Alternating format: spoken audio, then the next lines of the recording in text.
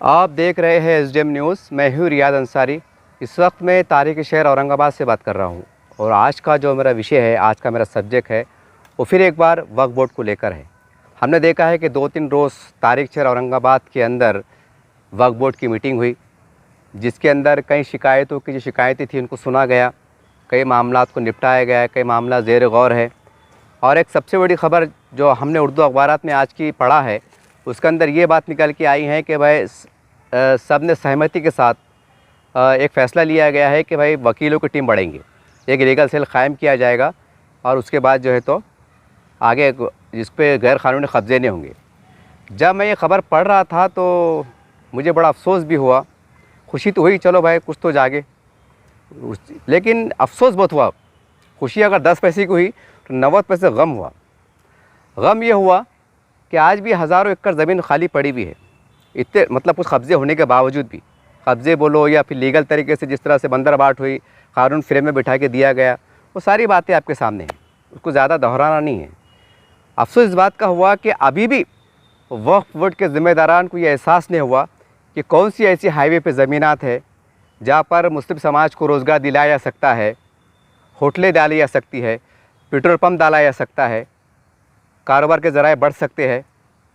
या मुतवल्ली से हम बात करेंगे, क्योंकि बात कहाँ के रुकती, पैसे पे, बराबर। भाई मुतवल्ली अक्सर हम देखते हैं कि पेपर में पढ़ने में आता कि भाई मुतवल्ली ने बेच डाला, मुतवल्ली ने सेटिंग कर लिया, मुतवल्ली की मिली भगत से ऐसा हुआ, ऐसा अखबारात में इससे पहले आ चुका। तो भाई ये मिली भगत क्या है? ये मिली भगत क्या है? क्या वो मुतवल्ली ने जिसके साथ व्यवहार किया, क्या उनके वालिद साहब थे क्या वो, कि सग्गा चचा था, कि सग्गा बड़ा अब्बा था? नहीं, सबसे बड़ा रुपया ख़त्म।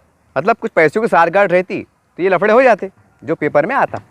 तो भाई उसको बिठा के लीगल फ्रेम में करो ना। मुतवल्ली को बोलो भैया तेरे पास, तू भी तुम्हारा आवाज़ दे के तवस्सुत से, मस्जिद की ज़िम्मेदारी से, ये दरगाह के नाम से तुम्हारे पास जो भी ज़मीनात है और वो जो भी है तुम उसकी ओरिजिनल मुतवल्ली है जो भी है। भाई हम चाहते हैं कि भाई इसके अंदर कौम को भी फ़ायदा पहुँचे, समाज को फ़ायदा पहुँचे, आपको भी 2 पैसे का फ़ायदा पहुँचे। तो मुतवल्ली क्यों राज़ी नहीं होगा? उसको बिठाना पड़ेगा ना, उसको बिठाना पड़ेगा, सारी बात रहना पड़ेगा, वो बराबर राज़ी होगा। अगर कौम के जज्बे से, इंसानियत के जज्बे से मिल के मुत्तहद होकर काम करेंगे तो क्यों नहीं होगा? अरे भाई जब तुम कुर्बानी, इतना बड़ी कुर्बानी, अजीम कुर्बानी, और हमारे एक हिंदू भाई का त्यौहार आता है, एकादशी है, पता है, जो भी त्यौहार आके गया, बराबर है, यानी उस त्यौहार के मद्देनज़र आप जो है तो कुर्बानी मुलतवी कर देते हैं, यानी आज की कुर्बानी कल कर देते हैं। उसमें लीडर भी शामिल होते हैं, उलमा इकराम भी शामिल होते हैं, आम पब्लिक भी शामिल होते हैं। यानी मज़हबी मामलात के अंदर आप जो है तो समझौता कर रहे, इत्तेहाद का मुजाहरा कर रहे, बिरादरान, और क्या तो बोले बिरादरान वतन को पैगाम दे रहे। क्या पैगाम दे रहे? कि देखो हमारे दिल में आपकी ताई कितनी मोहब्बत है, एहतराम है। ये बताने के वास्ते आप आज की कुर्बानी कल कर रहे, जो गए साल हो चुका, उसकी बुनियाद पे मैं बोल रहा।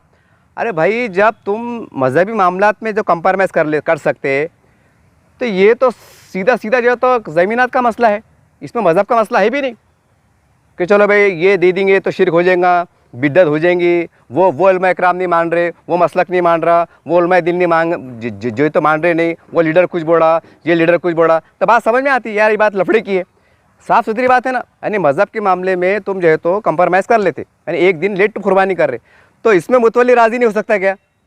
हो सकता है ना। उसको तुम फ़ायदे बताओ कि देख भैया इस पर हम ये प्रोजेक्ट चलाएंगे, तेरे को 5%, 10% कानून के हिसाब से तेरे को भी देंगे, उसमें से 2%, 5% वक्फ बोर्ड को भी देंगे। और हर बात ये सुनने में आता, भाई वक्फ बोर्ड की आमदनी बढ़ाना है, वक्फ बोर्ड की आमदनी बढ़ाना है। तो वक्फ बोर्ड में है कौन? यतीम है, यासीर है, कि जिसके जो ख़ानदानी जो पैदाइशी यतीम है कि पैदा होते वो मतलब उनका इंतकाल हो गया था, ऐसे लोग बैठे हैं वक्फ बोर्ड के अंदर। वक्फ बोर्ड के मेम्बरान महिला माशाअल्लाह सियासी ओहदेदारान हैं, अल्लाह उनको और तरक्की दे, कोई बदगुमानी नहीं है, बराबर जो काम कर रहे तनख्वाह ले रहे। तो भाई ये वक्फ बोर्ड का फ़ायदे का मतलब क्या है? अरे आप उसमें मेंशन नहीं कर सकते क्या कि भाई इतने गरीबों को वजीफ़ा दिया गया, ये साल को वक्फ बोर्ड के ज़रिए से, लक्की ड्रा के ज़रिए से होनहार बच्चों को जो है तो वजीफ़ा दिया गया, उनका साल का खर्च बर्दाश्त किया गया, बेवाओं को वजीफ़ा दिया गया। बता सकते ना भाई ये साल जो है तो हमेशा जो इमाम को तनख्वाह दी जाती चुनिंदा, जैसा 10,000 तनख्वाह दे रहे, तो उनको 15,000 कर दिया गया या 15 के 20 कर दिया गया। अरे आंकड़े बताओ ना कि भाई इतने इमाम को 10,000 रुपये दे रहे थे या 15 कर दिए, तो बात समझ में आती कि यार वक्फ बोर्ड की आमदनी बढ़ाने क्यों बढ़े। मतलब हो रहा यार कुछ भी नहीं, दिख रहा कुछ भी नहीं, और एक पुंगा नहीं बज रही। क्या बज रही? पी आमदनी बढ़ाने का। अरे किसके वास्ते आमदनी बढ़ा रही भाई? अरे आमदनी का फ़ायदा उठा रहा कौन, ये भी बताओ ना। भाई एम्प्लॉयमेंट्स कितने हैं, आमदनी कितनी आ रही, कहाँ जा रही, क्या हो रहा, कैसे हो रहा, कहाँ खर्चा हो रहा, नहीं। अब देखो इतने बड़े मुख्यमंत्री आए थे, सूबेदारी के हाउस में बेचारों ने मीटिंग लिए, स्मार्ट सिटी में मीटिंग लिए, जो भी उनकी मतलब मीटिंग का जो था खाका डेवलपमेंट का, इसका उसका। अब मेरे को तो ऐसा लग रहा है कि वक्फ बोर्ड का जो डिपार्टमेंट है हमारा, वो महाराष्ट्र सरकार से बड़ा है। यानी मुख्यमंत्री एकनाथ शिंदे को भी उन्होंने शिकस्त दे दी है, महाराष्ट्र सरकार को शिकस्त दे दी है। फर्स्ट क्लास 5 स्टार जैसे होटल में उन्होंने, मतलब बड़ी अच्छी होटल में उन्होंने मीटिंग ली है। और काई की है? वक्फ बोर्ड की है। और वक्फ बोर्ड में क्या? यतीम गरीब यसीर की ज़मीनात के तहफ़्फ़ुज़ करने वाली कमेटी, जिसको हम आम भाषा में वक्फ बोर्ड बोलते हैं। यानी गरीबों के लिए जो यतीम बेवा बेकस के पैसे जो आ रहा किराए की शक्ल में या कुछ और शक्ल में, उसका पैसा, तो वो इतना पाकीज़ा काम है, इतना नेक काम है। अरे भाई तुमने तो यहाँ पर बैठ के लेना था, सूबेदारी गेस्ट हाउस के अंदर ज़मीन में बैठ के लेना था। अरे पैगाम देना था कि ये बुजुर्गानीन जो दरगाह के है, ज़मीनात के है, ये उसकी ज़मीन है, ये अल्लाह वालों ने अल्लाह की रज़ा के लिए सर्व किया था, तो हमें ये जेब नहीं देता, हमारा ज़मीर गवारा नहीं करता कि उसमें 1 रुपया हम जो है तो नाजायज़ खर्चा करें। नाजायज़ से मुराद बोले तो नुमाइशी खर्चा। जैसे होटल में अगर तुम सूबेदारी गेस्ट हाउस में बैठ जाते तो क्या हो जा रहा, यहाँ का शतरंजी डाल देते, बिठा देते और लेते, तो क्या हो रहा? क्या आप इतने बड़े बहुत नेता तो नहीं है कि भाई वो नको गन दर हमला हो जाएगा, ऐसा कुछ है क्या? कुछ भी नहीं है। सारे लोग बसदान है, मतलब राजनीति से। अब बाकी बात समझ जाओ। कौन देख रहा आपको? कौन देख रहा भाई आपको? अगर यहाँ बैठ जाता, कितने लोग हैं? 1000-1200 लोग हैं क्या? नहीं भाई, 1000-1200 लोग हैं। वो संडास पेशाब कैसा करेंगे? इतना बड़ा सुविधा गेस्ट हाउस है, बड़े बड़े यहाँ पर दिग्गज आते, मुख्यमंत्री आते, टाइम पड़ा तो अमित शाह साहब भी आते, टाइम पड़ा अगर नरेंद्र मोदी साहब भी अगर टाइम पड़ा तो यहाँ पे रुकेंगे। इतना बड़ा इदारा है ये, इतना बड़ा ये वक्फ बोर्ड, इतने जो सुविधा गेस्ट हाउस है, यहाँ पर खाने की, पीने की, बैठने की सहूलत है। अरे वक्फ बोर्ड की मीटिंग है ना, मीटिंग में खाली फैसले लेना है ना, तो 5 स्टार का ही मैं नहीं बोल रहा, ये अखबारात में आया, व्हाट्सएप पे आया, फेसबुक पे आया, कुछ लोगों ने बोले ये गलत बात है, बोले आपके चैनल के माध्यम से बोलो, तो मैं बोल रहा, मैं दिल से कुछ भी नहीं बोल रहा, ना दिल से फातिहा पढ़ रहा। जो लीगल है वो लीगल है। अब सवाल ये है कि ये खबर कब आएंगी ऐसा। ये देखो एशिया भी लाया मैंने आज का, और औरंगाबाद टाइम्स भी लाया। अब भाई इसके अंदर एक मीटिंग में ऐसी खबर रहेंगी, ये मैं नहीं पढ़ा, मुसलमान बोर्ड है। मिसाल तौर पर कैसा, मैं हेडिंग पढ़ रहा, वक्फ बोर्ड की मीटिंग में बड़ा लिया गया फैसला, 10,000 गरीब यतीम गरीब बेवा को घर दिए जाएंगे, ज़मीनात अलॉट की जाएंगी, और क़ानून के फ्रेम में बिठाकर उनसे जो भी सालाना कुछ मतलब उनको ले सकते पैसा, वो लिया जाएगा। ऐसी खबर पढ़ने को कब मिलेंगी? खाली लीगल सेल बिठा रहे, वो उनकी तरफ कार्रवाई होंगी। अरे ज़मीन खाली पड़ी उसका क्या कर रहे ये तो बताओ ना पहले। वो कब्ज़े होंगे ना, वो कब्ज़े छुट्टे नहीं हो 50 साल। मैं बोल रहा ना, मेरी उम्र 52 साल है, अगर 55 साल में जाने वाला होगा तो मेरे पास 3 साल बचे हुए, 3 साल के बाद मैं भी निकलने वाला है। कौन देख रहा? जब हमारा ये बुरे हाल है तो हमारी पीढ़ी क्या बुरा हाल होगा? वो भी जान दो, बोलेंगे यार क्या है जो, छोड़ो, मतलब अपने बाप दादाओं को नहीं मिला तो हमको क्या मिलेगा, मतलब उसके अंदर ही मायूसी। तो कहने का मतलब क्या है, जो साफ़ सुथरा मामला टाइटल है ना, वहाँ पर दिमाग लड़ाओ कि यार भाड़े से कैसे बिठा के दे सकते। अब मैंने कई बार बात किया था, तो वो उसमें साहब लोग ऐसा बोलते कि कानून वक्फ बोर्ड में कहता कानून में वो चीज़ है ही नहीं कि भाई कॉलोनी को मतलब बस्ती बसाने को दे सकते, ऐसा फ्रेम में नहीं है। और क्या बोलते, मंशाए वक्फ, इतना प्यारा तलफ़्फ़ुज़ अदा करते, मंशाए वक्फ के मंशूर के मुताबिक नहीं दिया जा सकता। इतना अच्छा बोलते, ऐसा लगता मक्का मदीने के अंदर बैठ के बोल रहे हो, यानी ऐसा लगता, यानी इतनी मतलब एहसास मंदी के साथ बोलते। और बाहर क्या लूट बार चढ़ी, जानना रोड अमुक ढमुक, ये कौन सा मंशा वक्फ था, क्या था, किन्हें लफड़े करा था, सब समझ गए ना बात को। अरे क्या यार ये, क्या यार ये। अरे जब वो इतने बड़े बड़े काम हो सकते, अब वो भी काम हुए होंगे तो कानून की फ्रेम में बिठा के छुए होंगे ना। वक्फ बोर्ड को क्या चाहिए भाई, हमारी ज़मीन है, हमको उससे आमदनी होना, ठीक है। अब वहाँ घर बनाए तो कोई बुरी बात हो जा रही क्या, यानी शॉपिंग मॉल बन जाना चलता, बिल्डिंगा बन जाना चलता, सरकारी कार्यालय बन जाना चलता, और गरीब या असीर बेवा मुसलमान अगर बैठ गए तो बुरा है क्या? अरे घर बना लिए तो क्या वो क्या हो जा रहा हो? देश जरूरी घरा बन रही क्या वो? अरे है क्या वो? घरा का नाम आया तो बिचकती गवर्नमेंट, अरे नहीं घर नहीं बसा सकते। अरे क्यों नहीं भाई, क्यों नहीं बसा सकते? वजह क्या है? ये मुसलमानों में है। और देखिए ठीक है, वक्त निकल जाएगा, लोग भूख से, प्यास से, गरीबी से तल कर कर के मर जाएंगे, खबर में मर जाएंगे। लेकिन जो कुर्सी पे बैठा हुआ है, यहाँ तक कि जो वक्फ बोर्ड में चपरासी है, आखिरी तक वक्फ मंत्री तक अल्लाह पूछेगा, अरे बंदे तेरे सामने ये लोचे लफड़े चल रहे थे, ये भांगा चढ़ रही थी, तुमने क्या किए? तो वहाँ क्या जवाब देंगे? क्या वहाँ ये जवाब देंगे नौज़ बिल्ला माज़ल्ला, नहीं ना अल्लाह मियाँ आपको तो मालूम था 50 साल पुराने लफड़े चढ़ रहे थे, हम क्या कर सकते थे? ऐसा जवाब देंगे? कोर्ट कचहरी खुलनी नहीं है। और सच्ची ईमानदारी से बोलो, मैं तमाम वक्फ बोर्ड के जिम्मेदारान से बड़े अदब एहतराम के साथ पूछ रहा हूँ, अगर तुम्हारी 20 एकड़ ज़मीन पे और हाईवे ज़मीन पे लफड़ा ज़मीन पर किने कब्जा मारा, तुम क्या करते? ऐसा बैठते क्या? यहाँ दो यार कब्जा कर लिया, अब क्या करते, छोड़ो अब, यहाँ दो क्या छुड़ाते बैठते यार, कौन आपको उन्होंने का बैठना? ऐसा करते नहीं। जो कब्जा करने वाले हैं ना, तो वार्ड नंबर 18 में आ जाएंगे वो, एक टांग टूटी हुई रहेंगे, ऊपर कोई लटका रहेगा। ये ऐसे वाक़यात पहले देख चुका मैंने, प्रॉपर्टी झगड़े हुए, वो कब्जे करे, ये मामला थे। तो कहने का मतलब क्या है, ये चीज़ों को हमको एक क़ानून की फ्रेम के साथ चलना पड़ेगा। और दूसरी बात, कई ज़मीनात हैं, आज कई माइनॉरिटी के लोग कहते हैं कि हमारे पास जो है तो स्कूल के लिए जगह नहीं है, कॉलेज के लिए जगह नहीं है, ये सारी बात है। सवाल ये, वक्फ बोर्ड की हज़ारों एकड़ ज़मीन है, मैं तमाम उलमा इकराम को बड़े अदब एहतराम से दावत दे रहा हूँ, उनको आवाज़ दे रहा हूँ, नेताओं को आवाज़ दे रहा हूँ कि भाई ज़रा अकल के दिमाग लो ना। गंगापुर है, वैजापुर है, कन्नड़ है, मैं आपको एग्जाम्पल दे रहा, वहाँ पर 50 एकड़ ज़मीन है, कहीं 20 एकड़ है, कहीं 30 एकड़ है, वहाँ पर एक ज़मीन अलॉटमेंट करो, वहाँ पर कॉलेज, उर्दू मीडियम कॉलेज अलग, मराठी अलग, इंग्लिश मीडियम अलग, वहाँ पर एक 2 एकड़ में स्टेडियम बनाओ। तो आने वाले भविष्य के अंदर जो ग्रामीण के बच्चे हैं, उनको भी तो स्पोर्ट का मैदान होना ना। जब ज़मीनें ख़त्म हो जाएंगी, जब गैर ज़मीनें ख़त्म हो जाएंगी, नाजायज़ कब्जे हो जाएंगे, अति किरमांग हो जाएंगी, फिर सरकार बोलेगी हम तो देने को बैठे, ज़मीन कहाँ से लाना? बोलो आप। उस वक्त अगर सरकार ने अगर आपको ये बोली तो आप क्या करेंगे? तो वक्त से पहले काम नहीं करते क्या? भाई बारिश का मौसम आने वाला है, अपना घर टीनों का है, तो गरीब आदमी क्या करता, उन्हें देख लेता है साजूल लगने वाली है, चलो आप टीन पे पर मट्टी डालेंगे, मतलब वो पन्नी डालेंगे, वो बेचारा गरीब टूटा फूटा ताकि घर में पानी ना गले। ये उसकी अकल काम करती। एक मिस्त्री काम करने वाला, एक भंगार काम करने वाला, उसकी अकल काम करती है कि बारिश का मौसम आने वाला है और मेरे बाल बच्चे भीग जाएंगे, तो वह समय से पहले पन्नी डाल देता हो, 100 200 500 पन्नी लाता डालता। तो आप तो बड़े दिग्गज लोग हैं, आपके पास तो मस्टरी, आप सरकार में बैठे हुए, आप तो आपने एक बार फ़ोन मारे हेलो तो काम होता। तो आपको समझ में नहीं आ रहा कि भविष्य के अंदर ये आबादी बढ़ने वाली है, जनसंख्या बढ़ने वाली है। और आजकल मुस्लिम समाज के पास क्या है, अगर कोई सोसाइटी अगर जिला परिषद में अप्लाई करे कि भाई हमको स्कूल होना, तो पहले बोलते 7 एकड़ ज़मीन है क्या, 5 एकड़ है क्या, 10 लाख है क्या, 20 लाख, जैसा मैंने सुना उसके आधार पर बोला। कहाँ से लेंगे? एक कहावत है, नंगा नहंगे का निचोड़ेंगे क्या? अरे वक्फ बोर्ड की ज़मीन है, उसके ऊपर स्टेडियम बनाओ, कॉलेज बनाओ, उसको वक्त से पहले घेराबंदी करो और काम पे लगो। आप रहा पैसों की बात, आप लीडर क्या बोलते हैं, नहीं पैसे नहीं है, एक ऐसा बहाना बनाते हैं पैसे नहीं है। अरे भैया तुमको पैसे मांग रहा कौन? मुसलमानों के अंदर 4 बड़ी बड़ी इस्लामी तंजीमें हैं, तबलीग जमात है, अहले हदीस है, जमीयत उलमा हिंद है, जमात और जो भी दीगर जिम्मेदारान है। ये जब जमाते इनको बुलाओ, उनसे मीटिंग लो।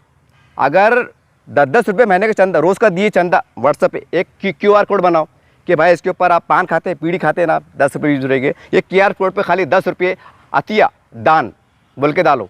पूरे महाराष्ट्र में अगर अभियान चला देंगे, रोज़ के आपको कम से कम 1 करोड़ रुपये रोज़ मिलेंगे। ज़मीन मतलब दीवारा घेरो, अच्छे उसको सजाओ बनाओ, सब धर्म समाज के लोगों को अवसर दो, उनके लिए दरवाजे खोलो, मोहब्बत बढ़ेंगी, एकता बढ़ेंगी, भाईचारगी बढ़ेंगी। कैसी बढ़ेंगी भाईचारगी भाई? हिंदू महल्ले अलग, मुसलमान महल्ले अलग, वो उसको बुरा बड़ा, ये उसको बुरा बड़ा, नफरतें बढ़ रही।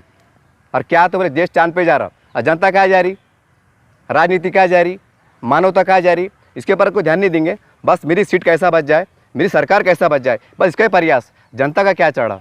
आज किसान आत्महत्या कर रहा, कोई सोचने को ज़्यादा तैयार नहीं, मरने वाला मर रहा, अपने क्या जा रहा, ये मानसिकता बनी हुई है। मेरी तमाम लोगों से अदबन गुजारिश है कि देखिए वक्फ बोर्ड के ऊपर है ना, आप ज़्यादा आपको वो करने की ज़रूरत नहीं है, बल्कि आपको फ्रेम बनाना पड़ेगा। आप ये मत सोचो भाई औरंगाबाद में बहुत कॉलेज है, औरंगाबाद में ज़रूरत है क्या? नहीं, गंगापुर में नहीं है ना, गंगापुर की कोशिश करो। ये मत सोचो हमारे बच्चे पढ़ने को जाएंगे क्या, बल्कि ये सोचो गंगापुर में अगर वो कॉलेज पढ़ रहा 10-20 एकड़ में, तो गंगापुर के अतराफ के खेड़े पाड़े हैं, ग्रामीण है, वहाँ के बच्चे आएंगे, सर्व धर्म समाज के बच्चे आएंगे, पढ़ेंगे। वो कोशिश करो ना आप, और ऐसे कॉलेज कायम करो, ऐसे कॉलेज कायम करो, और मदरसे के साथ कॉलेज, यानी नया पैटर्न लाओ। अब तक कैसा हुआ कि पूरे पूरे हिंदुस्तान में मदरसों को जाल बिछाया गया, चंदे से, ज़कात से, पैसे से, सदका से जो है तो मदरसों को चलाया गया।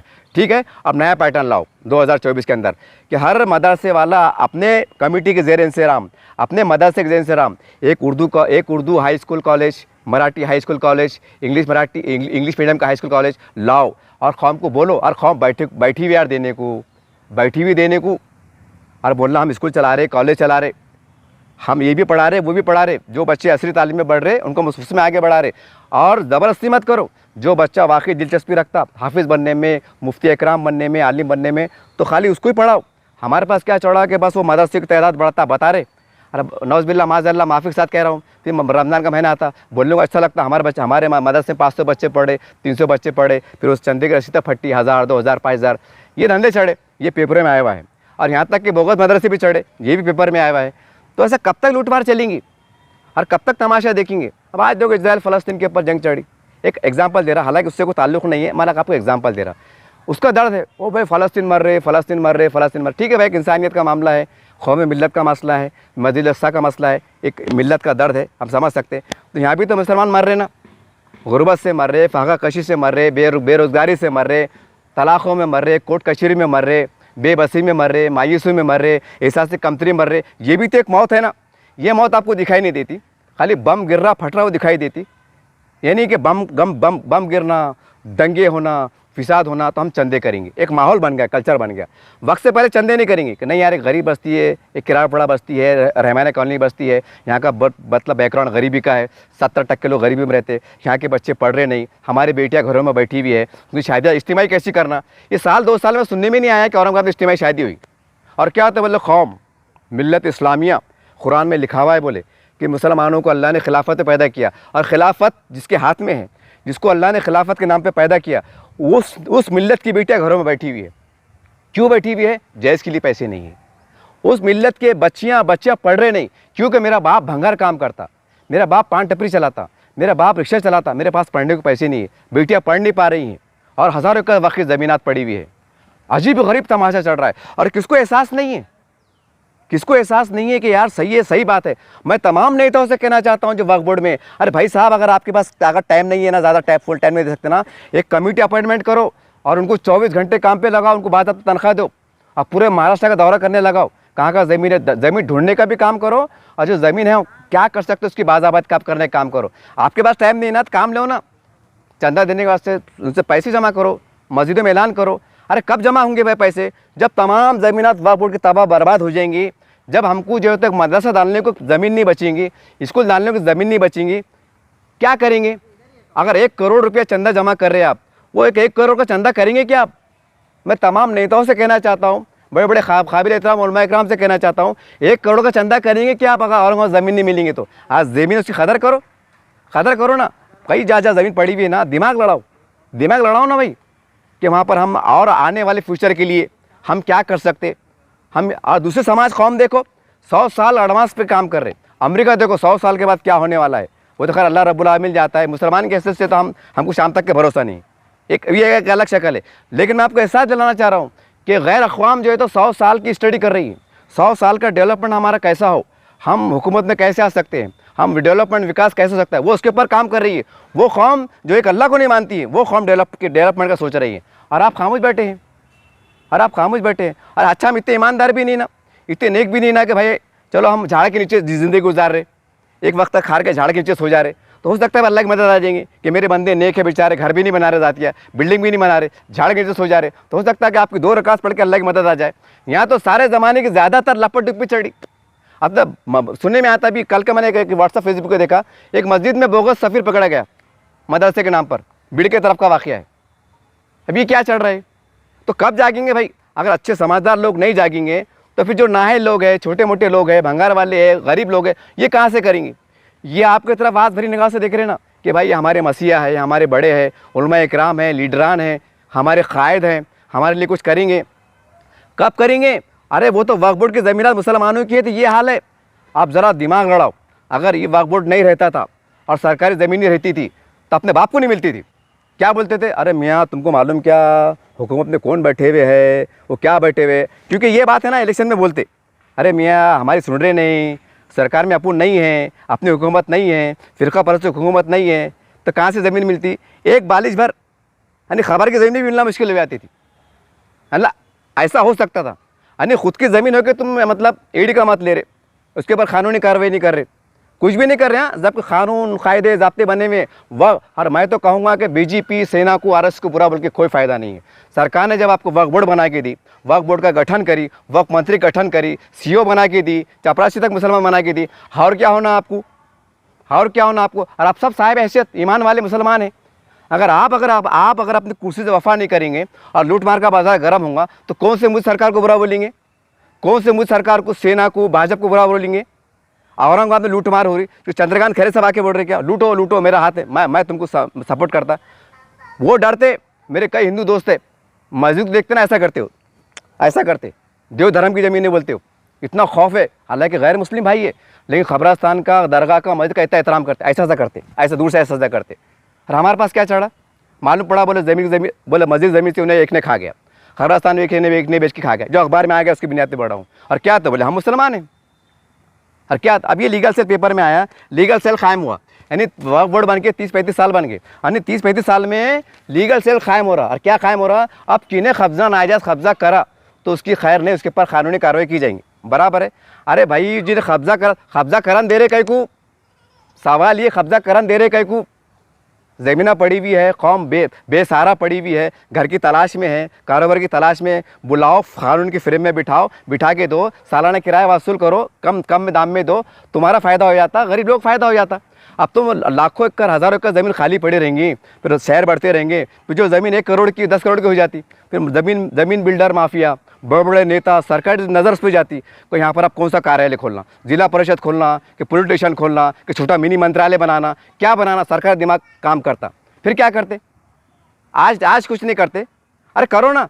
अरे वक्फ बोर्ड के अंदर मीटिंग में अगर कोई एक अल्लाह का नेक बंदा का प्रस्ताव डालता कि भाई हमको जो है तो 10,000 मुसलमानों को बसाना है, तो ये गैर कानूनी काम हो रहा है कि ये, अगर अब तुम बोलते वक्त में नहीं है, तो सवाल फिर पैदा हो रहा ना, जालना रोड है, कई ज़मीनार के जो मसले है, गैर कानूनी कब्जे हुए, ये कब्जे कैसे हुए, फिर ये कब्जे कैसे हुए। गरीब मुसलमान थे क्या जो कब्जे करे, तो पाशा भाई, रजाक भाई भंगार वाले, उन्होंने कब्जा करे, धन्ना सेठर बड़े करोड़पति लोग हैं, मुसलमान क्यों कब्जा कर रहा भाई, सवाल ये ना। अब फिर तो इससे तो अच्छे फिर हमारे वो दलित और ग्रामीण के लोग अच्छे हैं, आदिवासी लोग, जो अभी हरसुल का वाक़या है, देखो मैंने न्यूज़ कवर करा, 20 साल से बैठे हुए सरकारी ज़मीन पे बैठे हुए फर्स्ट क्लास रह रहे, सरकारी ज़मीन पे बैठे हुए आदिवासी, हमारे दलित समाज के, कुछ छोड़ो मुसलमान भी है, वो अच्छे फिर कि हम सरकारी ज़मीन पे बढ़ जाते और सरकार उनको बाद में अलॉटमेंट करती, ये लो नल भी लो, पानी भी लो, लाइट भी लो, टैक्स बिठा के लो, और बाद में उनके लोचे लफड़े माफ़ भी कर दी थी। अरे ये आप देख रहे, मैं आरोप नहीं लगा रहा, अखबार में आया हुआ है, इससे उसके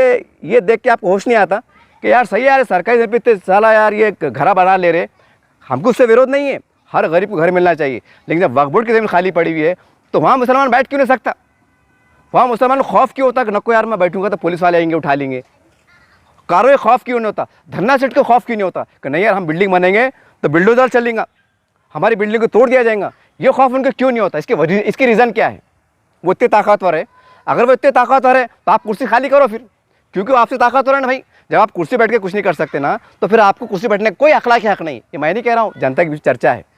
तो उम्मीद करते हैं कि गरीब मुसलमानों ख्याल करो। देखो मैं आखिरी में कह रहा हूँ कि ये वक्फ बोर्ड की ज़मीन यतीम, बेवा, यसीर और अल्लाह की घरों की मस्जिदें हैं, बुजुर्गान औलिया उनकी इनामात है, जिन्होंने अपने कीमती ज़िंदगी को मतलब वफ़ कर दिया इस्लाम के लिए, वतन को छोड़ा, माँ को छोड़ा, बच्चों को छोड़ा, इस्लाम की शमा रोशन की, इंसानियत पैगाम को आम किया, उनके नाम पे अल्लाह वालों ने, बादशाहों ने जो तो ज़मीनात अता किए।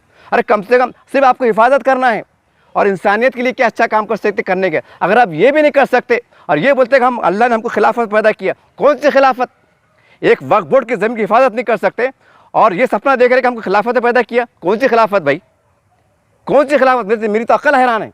और मैं तो उलमा इकराम से कह रहा हूँ कि आपको क्या हो गया है, आपको क्या हो गया है। कई सैलाब आन दो, अभी मुसलमानों के 1000 घर बन दो, 1000 घर अगर भाई के निकल गए और 50 मुसलमान मर गए, पूरे औरंगाबाद की मस्जिद में ऐलान होगा कि मुसलमान मर गए भाई चंदा देने का, चंदा दो, लाखों रुपए जमा होंगे चंदा देंगे। फिसाद होने दो, फिसाद के अंदर 100-200 मुसलमान मरने दो, 100-200 मुसलमानों की जो तो दुकानें जलने दो। उसके बाद देखो पूरे महाराष्ट्र में एक हंगामा बरपा होगा, चंदे होंगे, ज़कात से, फितरे से, पैसे से उनको मदद करेंगे। मतलब दुकानें जलना ज़रूरी है, मुसलमान का गोली खा के मरना ज़रूरी है, तबाही होना ज़रूरी है, तो आप चंदे करेंगे। अजीब है यार, ये अजीब सूरत हाल है। कैसे हमारे उलमाए किराम है, बड़े माफ़ी के साथ कह रहा हूँ क्योंकि आप अंबिया के वारिस हैं। मैं आपके बारे में क्या लब का शेयर कर सकता हूँ। मैं आपको एहसास दिला रहा हूँ। अरे गुर्बत, बेबसी और क्या क्या हालात चल रहे। अरे मेरा सर्वे है, औरंगाबाद के अंदर जो ग्रीन बेल्ट की बस्तियाँ हैं ना, कम से कम 2000 से ज़्यादा मुसलमान आज सूद से बैच से पैसा ले रहा। काय के वास्ते ले रहा? घर को किराए के पैसे नहीं, अन्ना से पैसे ले लिया। काय को ले रहा? बच्चे को दवा के पैसे नहीं, अन्ना से पैसे ले लिया। बच्चे को ड्रेस के पैसे नहीं, अन्ना से पैसे ले लिया। इसका जिम्मेदार कौन है? कल को अगर यौम आखिरत में अगर अल्लाह आपसे पूछ लिया, अगर आपसे पूछ लिया आप क्या कर रहे थे, तो आप क्या जवाब देंगे? क्या आप ये बोलेंगे कि अल्लाह नौज़बिल्ला अल्लाह, हम तो ऐसी हुकूमत में थे, हम तो ऐसे साए में थे, हम तो ऐसी लीडरान में थे, हम तो ऐसे माहौल में थे, हम तो बेबस थे, हम तो यतीम थे, हम तो ये थे, हम तो इतने कमज़ोर थे, ऐसे एड़े बातें करेंगे? माफ़ी के साथ कह रहा हूँ, अल्लाह आपको पूछेगा नहीं कि उस मैंने गैर मुस्लिम हुक्मरानों को ये होश दिया था कि मेरे जो तो अल्लाह वाले वास्ते वक्फ बोर्ड कायम करो। वक्फ बोर्ड बनाने की हिदायत मैंने उनको गैरों को दिया था, आपने संभालने काम क्यों नहीं करे? जब अगर अल्लाह ताला तुमसे सवाल कर ले, जवाब क्या देंगे? जवाब क्या देंगे? कि ये बोलेंगे कि हमको हमारी सियासत से फुर्सत नहीं थी, कि ये बोलेंगे हमको मालूम नहीं था ज़मीनात कहाँ है। अरे जब आपको ये ज़मीनात कहाँ है नहीं मालूम तो कुर्सी बैठ रहे कहीं को, कुर्सी पे बैठ रहे कहीं को।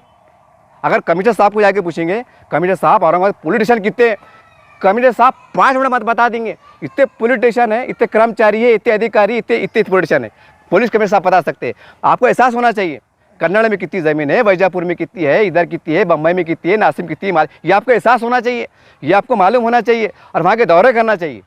मेरा कीमती मशवरा है आपको ज़ाती तौर से, हर वक्फ बोर्ड का मेंबर महीने में एक बार, 17 मेंबर है ना भाई, समझ सकता मैं। कोई मेंबर दिल्ली में है, कोई बम्बई में है, कोई पर्सनल काम से है, समझ में आती भाई, उनको टाइम नहीं मिल रहा, तो सबको टाइम नहीं मिल रहा। और जब बिजी है तो फिर वो होता संभाल रहे कहीं को। महीने में एक बार पूरे महाराष्ट्र में जहाँ ज़मीन वक्त खाली पड़ी हुई वहाँ जाओ, खड़े रहो, वहाँ जाके बैठो, झाड़ के नीचे बैठो, पानी पियो, चाय पियो, दरगाह के मुतल्लिक बुलाओ, भाई सब ठीक ठाक चल रहा है क्या, कुछ तकलीफ है क्या, कोई कब्जा कर रहा है क्या, मालूमात करो, उनको हौसला मिलेगा। उनको बोलेंगे नहीं यार हमारे माँ बाप के ऊपर बैठे हुए हैं।